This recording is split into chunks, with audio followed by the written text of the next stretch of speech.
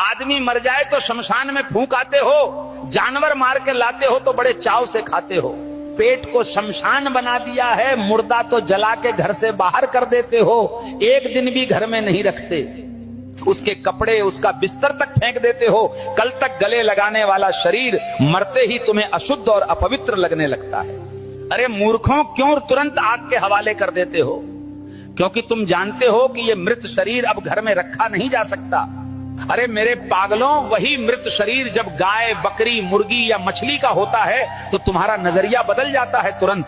तब तुम उसे घर लाकर मसालों में लपेटकर, पकाकर और बड़े शौक से प्लेट में सजाकर दावत मानते हो। इंसान की लाश तुम्हें अपवित्र लगती है, लेकिन जानवर की लाश तुम्हें स्वादिष्ट लगती है। इसमें कैसा अंधापन और विरोधाभास है। अरे मूर्खों, दोनों में फर्क क्या है?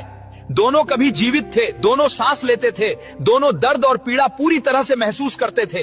भक्तों, मुर्दा चाहे इंसान का हो या जानवर का, वो केवल शरीर है जिसमें आत्मा विदा होकर जा चुकी होती है। पर तुम्हारी बुद्धि इतनी उलझी हुई है कि इंसान की लाश से भागते हो और जानवर की लाश चाव से खाते हो। अरे मेरे पागलों, सोचो, अगर किसी दिन तुम्हें घर में इंसान की लाश बनाकर परोसी जाए तो क्या तुम खा पाओगे? नहीं ना। तो फिर गाय, बकरी या मुर्गी की लाश खाते समय तुम्हें घिन क्यों नहीं आती? सोचकर देखो।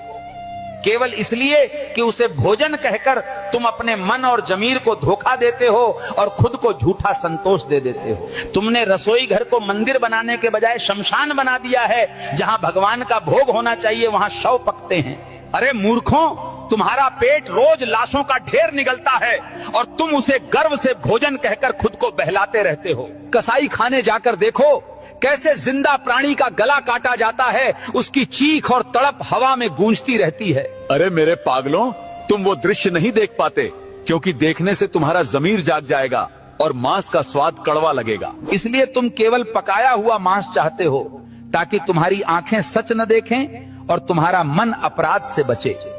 जिस मृत शरीर को तुम घर में एक दिन नहीं रखते, वैसा ही शरीर रोज घर लाकर तुम चाव से पकाते हो।